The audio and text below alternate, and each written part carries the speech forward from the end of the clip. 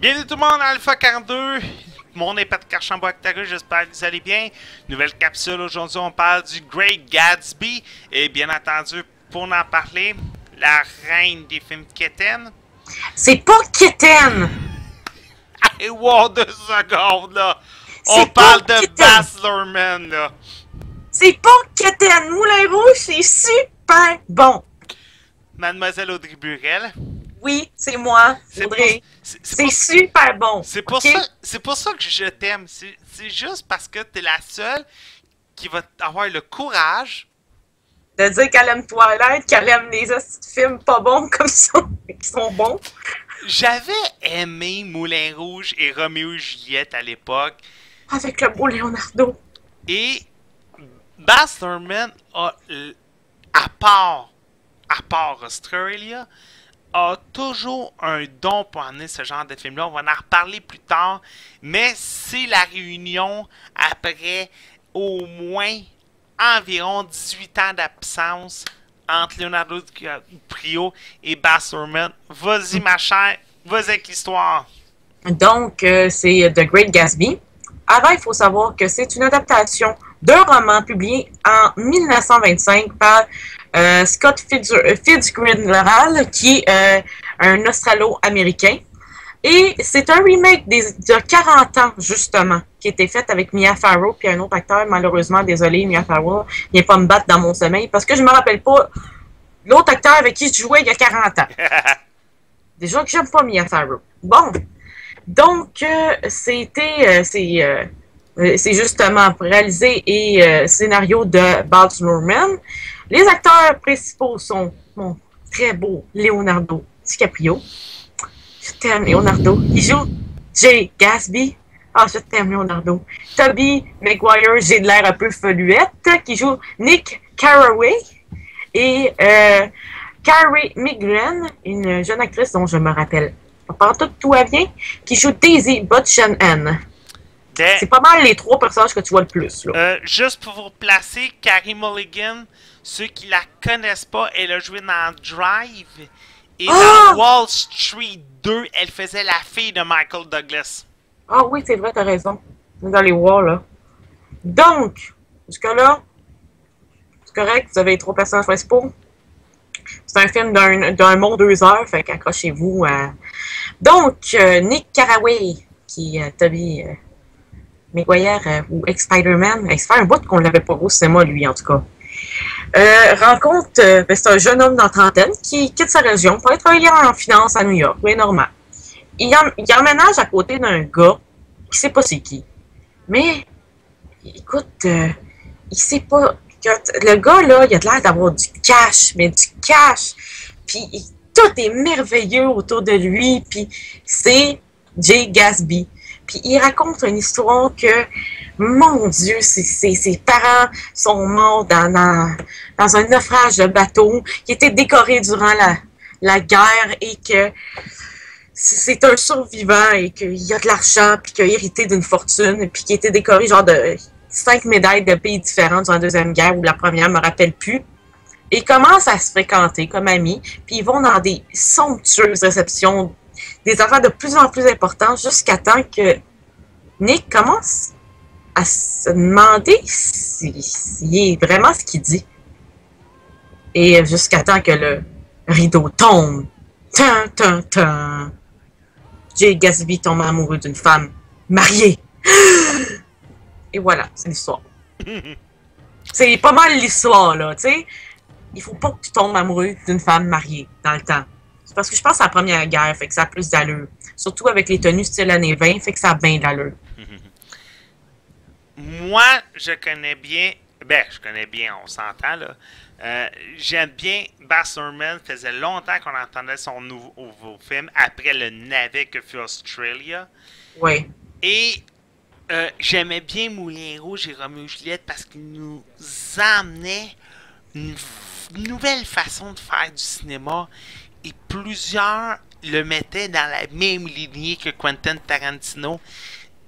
Il est capable d'avoir une façon scénaristique pour les paroles avec ses acteurs, ceux qui se rappellent Roméo et Juliette, comment les paroles, le scénario se faisant entre les acteurs, les jeux étaient sublimes. Et Moulin Rouge avec Ewan McGregor et Nicole Kidman, comment c'était. Je regarde encore ce film aujourd'hui, puis je pleure. À la fin, là, je braille encore. Toutes les larmes de mon corps. Écoute, c'est tellement beau, la fin, là. En fait, c'est beau, mais c'est triste, là. Est-ce que Greg Gatsby a le même côté scénario, écriture? Est-ce que mais tu sais, il y a tout le temps cette opulence visuelle dans les films de Baz Luhrmann. Tu sais, comme, c'est tellement riche, ces films sont beaux, là. Tu sais, visuellement, là, c'est très léché. Puis ce film-là, là, juste la fille, juste la personnage principale féminine qu'on voit, elle a 640 accessoires et costumes différents. Tu sais, elle porte tout le temps du stock différent. Tu sais, c'est très léché. Tu sais, visuellement, c'est beau. Puis il y a tout le temps la tournure de phrases. Tout le temps, c'est pas un Moulin Rouge, mais ça a le même cachet visuel qu'un Moulin Rouge. Il n'y a pas la tourne, là, oubliez la musique là-dedans, là. Justement, parlant de numéros, je sais pas si tu te rappelles, justement, dans les deux films qu'on parle, parce qu'on oublie Australia, et je ne dirai pas combien de fois, il faut que vous oubliez Australia. Moi, j'ai quand même aimé, là, quand même. Mais il y avait Hugh Jackman, gang. Hugh Jackman! On oublie Australia. Pour Moulin Rouge et pour Roméo et Juliette, on se rappelle, il y a toujours le gros numéro musical. Dans Roméo et Juliette, c'était la première fois que les deux personnages principaux se rencontrent dans le fameux bal masqué. Et dans Moulin Rouge, c'était au début quand que Nicole Kidman et Ewan McGregor se rencontrent la première fois. Les deux grands numéros musicaux. Et bizarrement, c'est toujours John Leguizamo qui apporte le numéro. Bizarrement, il n'est pas dans Gatsby. Non. Mais la musique est toujours aussi importante. Parce que si tu achètes la soundtrack, là, c'est des bonnes tunes d'aujourd'hui. Puis, ben, tu sais, c'est parce que ça fit. Parce que, pas être plate, mais ceux qui connaissent l'histoire, il y a eu la Première Guerre mondiale. OK? Tout le monde s'en rappelle? Entre la Première Guerre mondiale et la Deuxième Guerre, les années 20, on les appelle pas les années folles pour rien. Et boy, qu'il y en avait, ça swingait pas mal. Et il y a eu quelque chose qui s'est passé, la dépression. Ben c'est ça, c'est que c'était les années de la dépression aux États-Unis. C'est ça, là, ça se passe en 1920-25, je crois. Et ça reflète le alcool, drogue, party, t'es belle, t'es jeune, puis ouais, le sky is the limit, là. Mais ça reflète les années 20. La musique reflète ça, puis c'est pas mal dans le même style, là. Mais t'as pas de grand numéro musical à la Moulin Rouge, là. Je l'aurais pas vu de toute façon. Bon, mais je sais pas, c'est que Baz Luhrmann adore ces grands numéros musicaux, comme j'ai parlé plus tôt. Et juste pour vous donner une situation de contexte, dans les années 20, juste avant la Deuxième Guerre mondiale, il y avait vraiment, tu sais, on se plaint des fois, il y a deux classes sociales, là. Mais là, ben c'est ça, là, c'est l'histoire de la classe sociale des très très riches, et Gatsby qui est pas vraiment riche en réalité. Sa fortune est très douteuse, on le sait pas. D'où le spoiler, c'est pas vrai. Il ment à tout le monde, effrontément. Donc, c'est ça. Puis, il courtise une femme qui est de plus haut grand que lui. Puis, c'est un amour de jeunesse, mais elle s'est mariée avec... Hein? Gatsby, là, c'est une autobiographie sur Leonardo DiCaprio. Un peu, oui. Ses parents... Attends. Ses parents sont morts à bord de navire Titanic. Ouais. Il mate tout le monde sur sa richesse. Catch Me If You Can. Ouais. Un grand amour impossible. Roméo et Juliette. Ouais. Mais Inception, où là-dedans, toi? C'est un mensonge, c'est un rêve. Ouais, mais Shutter Island, c'est où là-dedans, toi? Il doit y avoir un parallèle avec un île de fou quelque part. Non, pas vraiment. À part que c'est les années folles. C'est tout ce que je peux voir. Ok. C'est ça, c'est un amour de jeunesse qui essaye de reconquérir, mais c'est impossible puisqu'elle est mariée à un homme plus riche, plus hot, plus tout, puis dans ce temps-là, ça se faisait pas, là. Ben, c'est que, comme je disais tantôt, c'est qu'il y a vraiment une différence.